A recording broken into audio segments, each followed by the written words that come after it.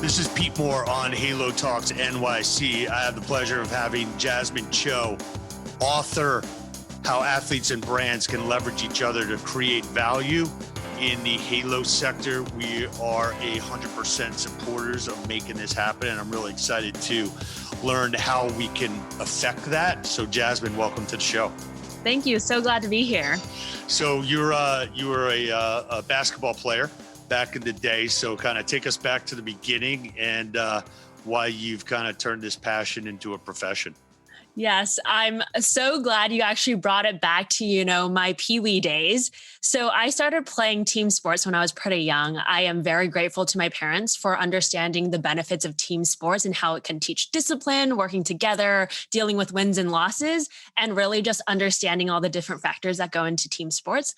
So I started playing basketball at the age of 5 or 6. That was when there were no girls teams. So I got to play with the boys, and it was a great experience. Then transitioning to, the purely girls teams, played through middle school, high school, and kind of moved out of the funnel during college because one, I'm only 5'5", so pretty average of average height. And two, was really looking to focus on academics in college. So I went to Georgetown University, had a very short, truncated time of 3 years there, but really then switched over into boutique fitness. And so I say that my college time is really where I explored boutique fitness and understood kind of like how to transition out of like a team setting sport into an individual one.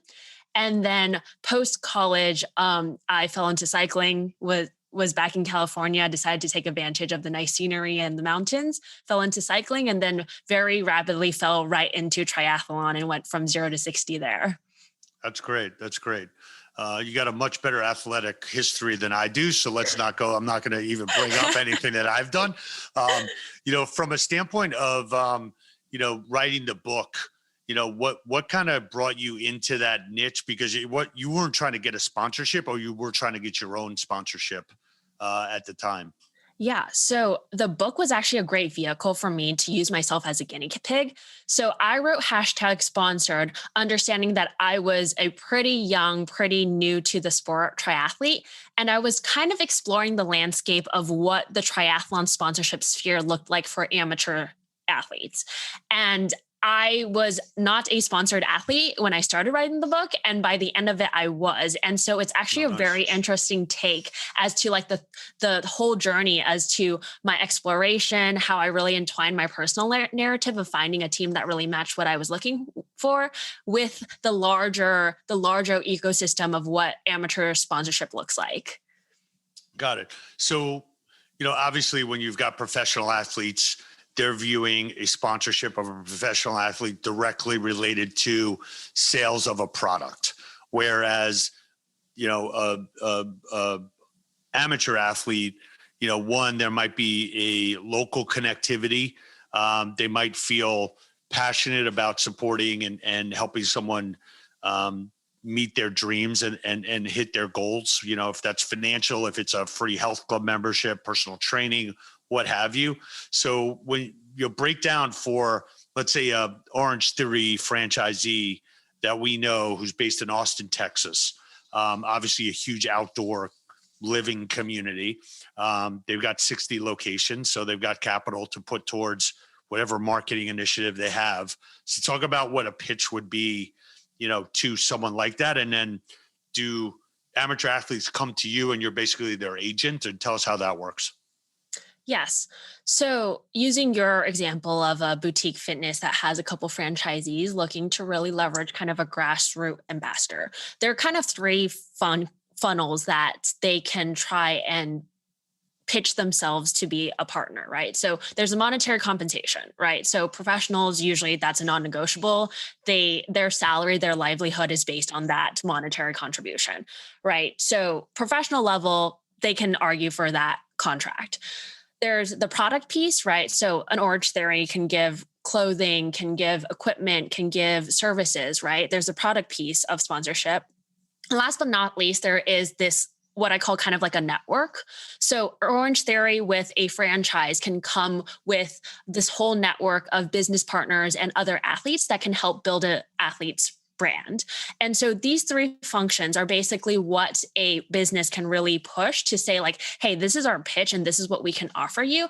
And on the flip side, the athlete really needs to be very intentional about which part of the three pieces is most important to them, right? So on the surface, maybe they're like, hey, like I need to get paid, $50 an hour for doing these marketing activation events, for doing these brand partnerships.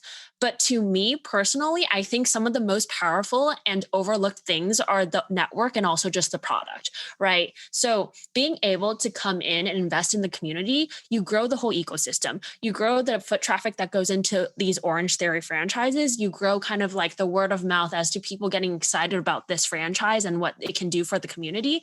And so you can really leverage network effects to benefit both the brand and the athlete. Got it.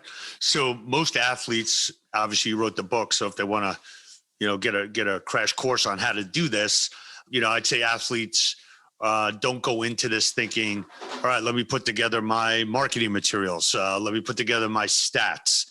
Let me, show someone what the return on investment in me is. So how do you help someone along that path, or what did you do for yourself? Because I'm assuming there's not like a Nielsen database that you can go and say like, hey, look where I rank, and you get X number of eyeballs because I crossed so many bridges. Yeah. So I think the difference between like valuing a business versus like your personal brand is that thankfully there isn't this like over rotation on like, this is the exact ROI that I have to bring in, because I think businesses really do want to invest in the community. They want to help up and coming athletes, and they want to help people that are linchpins in the community.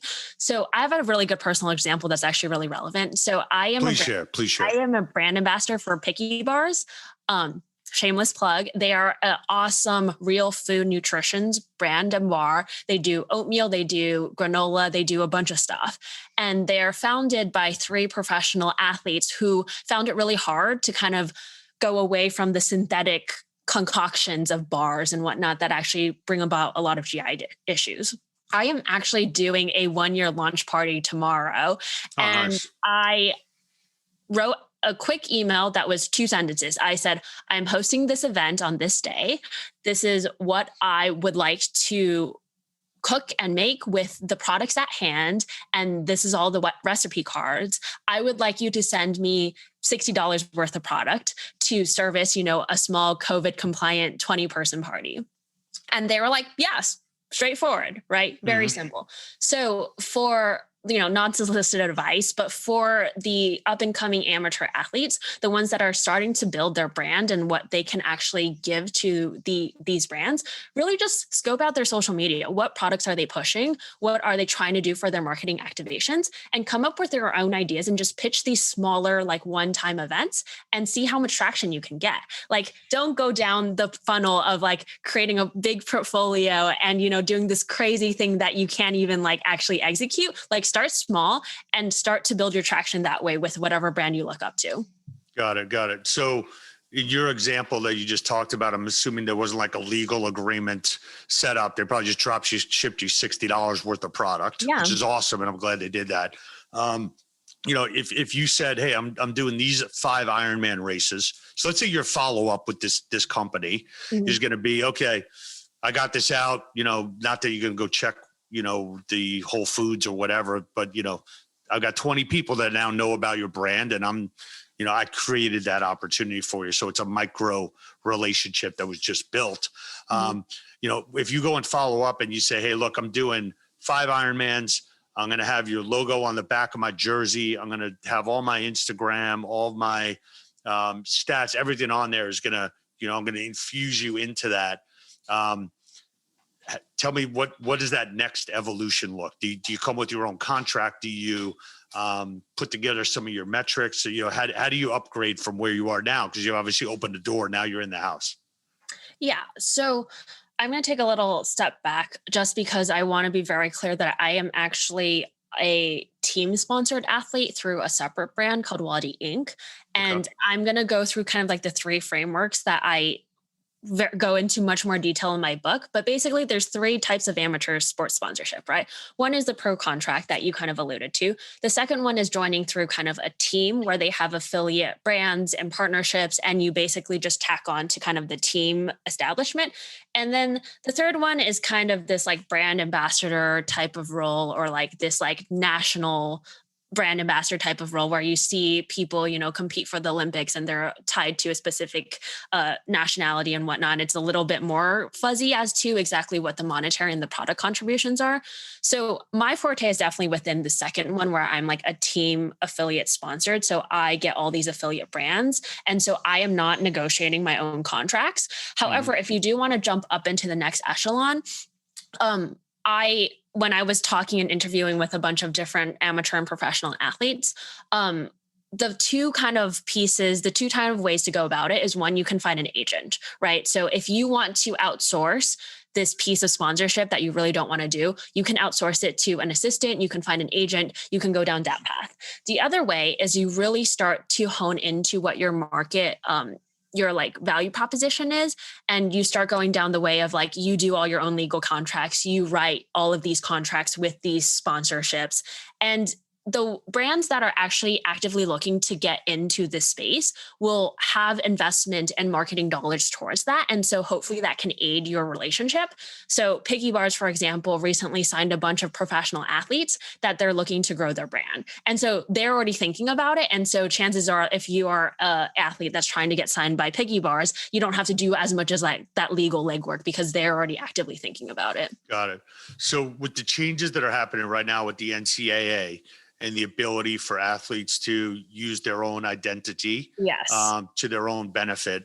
How does this, create a wide open market of, athletes that are not just, warriors like yourself, but, someone who's 18 years old, who's the starting wide receiver, for University of Alabama football team, he or she, in whatever sport, is actually going to probably get an agent. There's going to be a sophisticated, like a CAA or, William Morris or IMG is going to basically become, treat them as if they're a professional athlete? Or how do you think this is going to evolve? I find that space really interesting. I think the through line is really like digital literacy and personal brand building is only going to exponentiate. So if I am a college athlete playing Division I sports at an NCAA school, I have to put on, my business hat, and then I have to put on my athlete sports hat, right? And so these two are getting less and less distinct. I'm pretty sure that there are going to be agents that are kind of scouting the next and the best NCAA players that are going to go professional. And when you can get in early, it's a lot easier to accelerate that partnership and work with the athlete for like a lifelong partnership. Right. If I were, an NCAA collegiate athlete, right, putting kind of my position in their shoes, I would really be intentional about what I want to do with the business side of my career, right? So play your sport, go enjoy the NCAA experience, do all of the things that you're supposed to do as a college ball player. But from the brand perspective, from the business side, I want to start thinking about what mediums of social media do I feel is the biggest bang for my buck, right? Do I like TikTok? Do I like YouTube? Do I like all of these other mediums that I could explore, but pick 2 or 3 that you're really good at and invest in those. And once you have those content out in the world, it can replicate and push and amplify your brand without a cost. And then leverage that to go into whatever your next career move is, right? So say an athlete wants to leverage the athlete book and they want to get a corporate job right out of college. And hey, that's their goal. I want to support their dream, right? Create the content, use that content to up your resume, to get noticed, to think out of the box and be like, hey, corporate recruiters, I have not only the discipline from my sport, I have this very high, content marketing lens that I can think really strategically about pushing out brands. And I can do all of these things to be very, very successful at this corporate job. So depends what the goals are, but I would definitely hone in on those pieces. Yeah, that's a great point.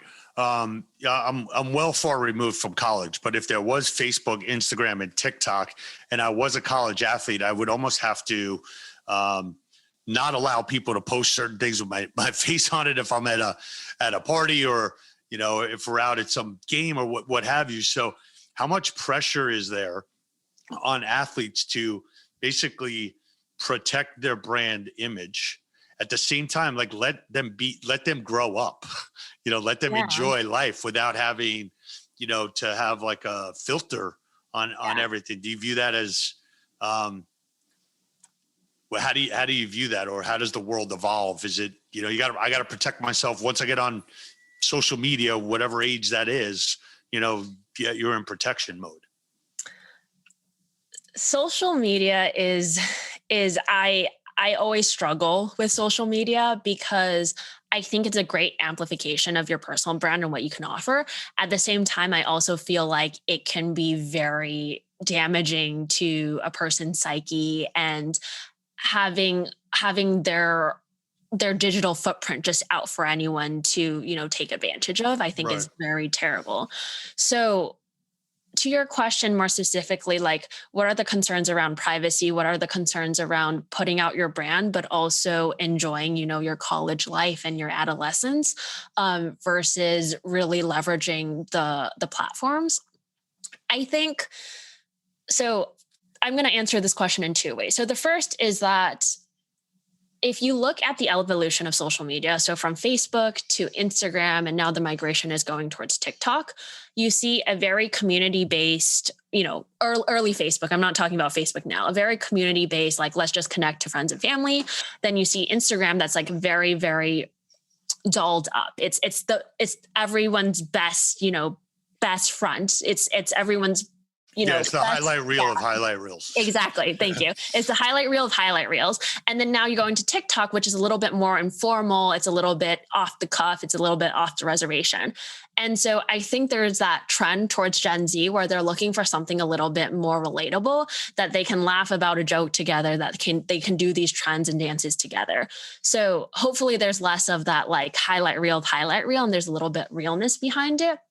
But I want to take a even like step back, which is just like, for anyone that's growing up in the digital age, it's really like, we have to be very wary as a community around what the expectations of their digital footprint and digital life is, right? I think they need to be wary that anything they put out there can be amplified and taken out of context. And they need to be wary that this is something they also kind of have to do to, get their name out there. So I always say that social media is like what you make of it, and that you have to create your own guardrails around it.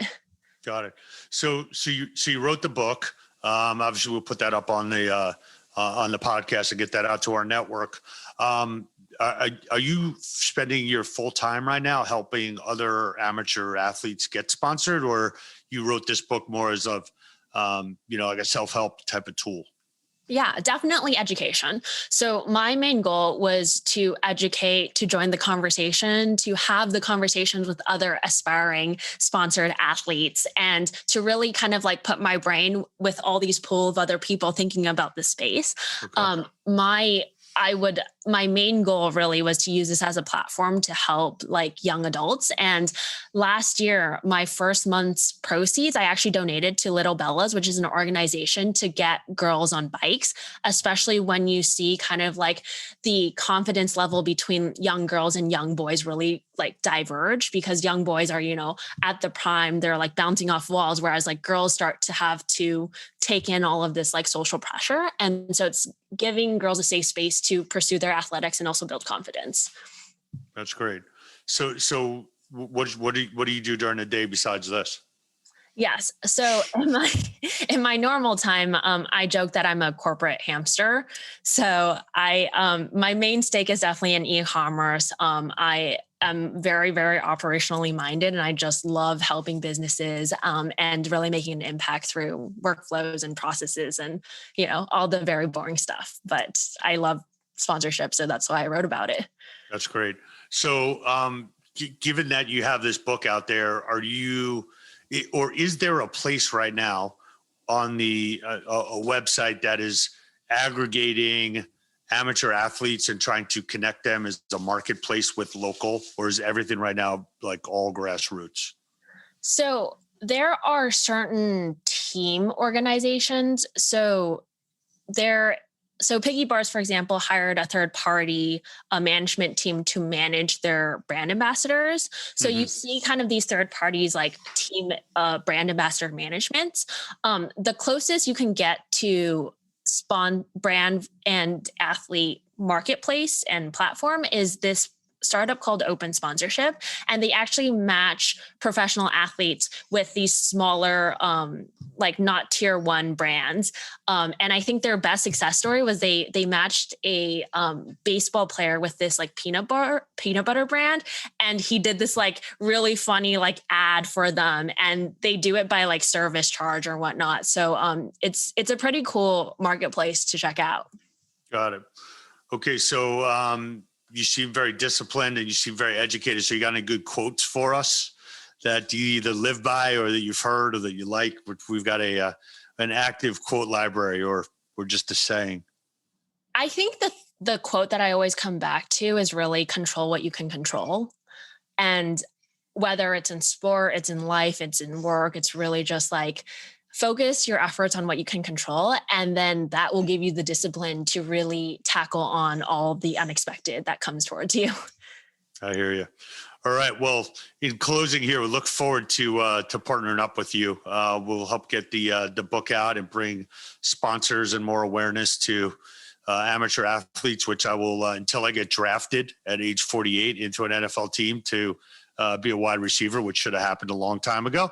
I will consider myself an amateur athlete, and I am on board. So if you have anything that comes on and you get anything that could be a good fit, I would appreciate you calling us. Well, Pete, you're in prime endurance racing age, so never too late to start. All right, great. I'll add it to my to-do list. All right, it was great to have you on. Love everything you're doing. I think it's impacting one person at a time is the only way you make change. So thanks for your efforts, and look forward to working with you and read the book and having you come to one of our events once the world returns to normal, or if we can get an invite to get some try out some new products, we're available. Of course. Awesome. Okay, great. Well, thanks for being on, and we'll be in touch. Okay, thank you so much.